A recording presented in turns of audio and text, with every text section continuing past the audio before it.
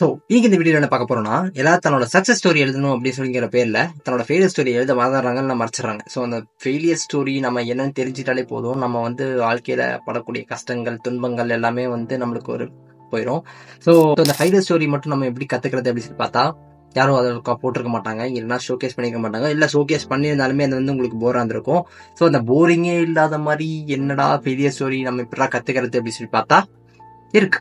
அதுக்கு ஒரு வழி இருக்கு. அது என்னன்னு சொல்றதுக்காக தான் நான் வந்திருக்கேன். ஸோ இந்த ஃபேஸ் ஸ்டேஜ் தெரிஞ்சுக்கிறதுக்கு முன்னாடி, இந்த வாழ்க்கையில நம்மளுக்கு மூணு ஒரு ஃபேஸ் இருக்கு. இந்த 3 ஃபேஸை மட்டும் கரெக்டாக கிளியர் பண்ணிட்டோம்னா கிட்டத்தட்ட நமக்கு இருக்க எல்லா பிரச்சனையும் போயிடும் வச்சுக்கோங்களேன். முதல் முறையாக நம்ம எல்லாரும் என்ன பார்ப்போம், இந்த ஜென்ரேஷனை பொறுத்த வரைக்கும் எல்லாரும் எதை ஃபோக்கஸ் பண்ணுவோம் என்றால் தன்னுடைய லுக்கை ஃபோக்கஸ் பண்ணுவோம். ஸோ இந்த லுக்கை நான் ஃபேஸ் 1ல வச்சிருக்கேன். ஸோ அந்த லுக்கை நம்ம எப்படி இம்ப்ரூவ் பண்ணிக்கலாம் அப்படின்னு சொல்லிட்டு ஃபாலோயிங் கண்டென்ட்ஸ்ல பார்ப்போம். ஸோ அதே மாதிரி செகண்ட் ஃபேஸ்ல எஜுகேஷன் அப்படிங்கிற ஒரு ஃபேஸ் வச்சிருக்கேன். எல்லாரும் எஜுகேஷன் சொல்றது பூமரா இருக்குடா, அதனால காதல கேட்க முடியலடா அப்படின்னு சொல்லி கேட்கறது எனக்கு புரியுது. பட் எனக்கும் அந்த ஃபேஸ்ல ரொம்ப அடி வாங்கியிருக்கேன். ஏன்னா எனக்குமே இந்த சிஸ்டம்ல இருக்க எஜுகேஷன் பைகாட் பண்ண வைக்கிறது, அப்புறம் இதை மனப்பாடம் பண்ணி இதை படிச்சா போதும் நீ வாழ்க்கையில முன்னேறி விடுவாய் அப்படின்னு சொல்றதெல்லாம் எனக்கு காதல விழுந்து காது புடிச்சு போய் என்னென்னமோ ஆகிவிட்டது.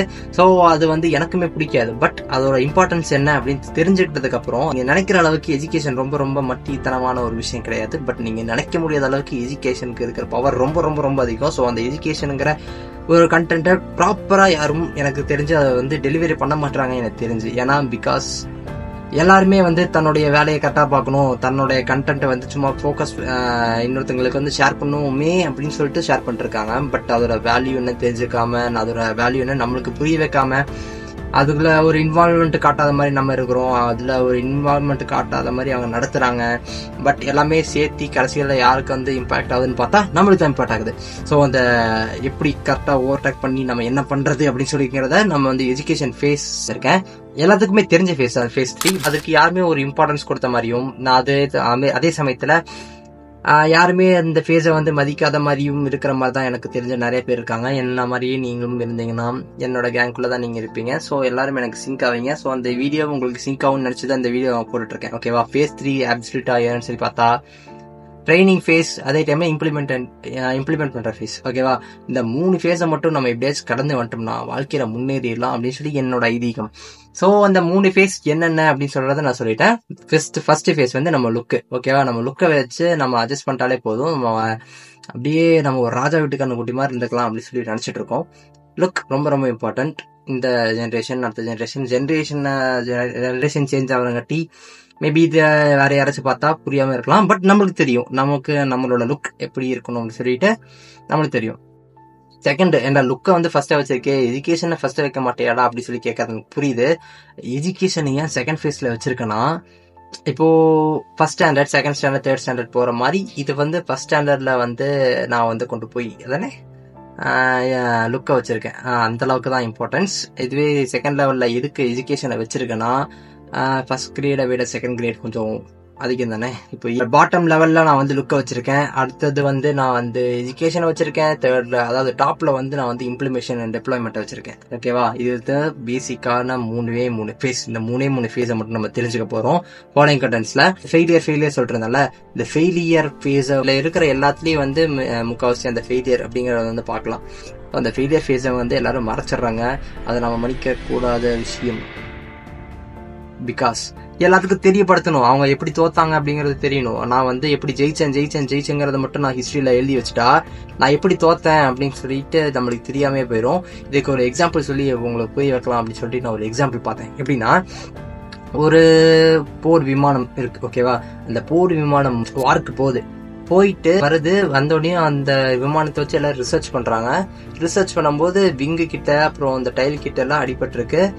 அடிபட்டதை பார்த்துட்டு ஓகே, இதுக்கப்புறம் இந்த இடத்துல எல்லாம் நம்ம கொஞ்சம் அப்கிரேட் பண்ணோம்னா இந்த விமானம் இன்னும் கொஞ்சம் தாங்கும் அப்படின்னு சொல்லி நான் ஒன்று பார்த்தேன்.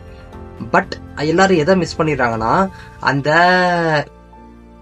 போய் விழுந்த விமானம் இருக்குல்ல, இப்போ ஃபிளைட்ஸ் எல்லாம் மேல ஃபைட்டர் ஜெட்ஸ் எல்லாம் போய் அங்க டெஸ்ட்ராய் ஆயிருக்க ஃபிளைட்டோட பார்ட்ஸை எடுத்து நம்ம ரிசர்ச் பண்ணி பார்த்தாதான் அந்த ஃபிளைட் எந்தெந்த இடத்துல அடி வாங்கியிருக்கு, எந்தெந்த இடத்துல மால் ஃபங்க்ஷன் ஆயிருக்கு அப்படிங்கறதெல்லாம் நம்மளுக்கு தெரிய அதுக்கப்புறம் அந்த ஃபெயிலியரை நம்ம எப்படி ஓவர்டேக் பண்ண அப்படிங்கிறது தெரியும். இதுவே இந்த பாயிண்ட் ஆஃப் வியூல நம்ம பார்த்தோம்னா, அவங்க ஆல்ரெடி ஜெயிச்சு வந்த ஃபிளைட்டை தான் நம்ம வந்து ரிசர்ச் பண்ணிருக்கோம், புரியுதா? ஆல்ரெடி சக்சஸ்ஃபுல்லா வந்த ஒரு ஃபிளைட்டை ரிசர்ச் பண்றதுக்கும் ஆல்ரெடி ஃபெயிலியரான பார்ட்டை ரிசர்ச் பண்ணி ஃபெயிலியரா போன ஃபிளைட்டோட ரிசர்ச்ல இருந்து வந்த அவுட்கம் இப்போ நம்ம ஜெயிச்சு வந்த ஃபிளைட்ஸ்க்கு நம்ம இம்ப்ளிமெண்ட் பண்ணோம்னா ஆல்ரெடி அந்த பார்ட்ஸுக்கு நம்ம மறுபடியும் அப்கிரேட் பண்றதுக்கு பதிலாக எந்த இடத்துல அடிச்சா அது கீழே விழுகுது அப்படின்னு தெரிஞ்சுட்டு மறுபடியும் நம்ம அதை வச்சு நம்ம அப்கிரேட் பண்ணோம்னா எந்தெந்த இடத்துல நம்ம அப்கிரேட் பண்ணணும் அப்படின்னு சொல்லி தெரிஞ்சுக்கிட்டு, அதாவது அந்த டெஸ்ட்ராய் ஆன ஃபிளைட்ல இருந்து நம்ம ஃபெயிலியரை கத்துக்கிட்டு நம்ம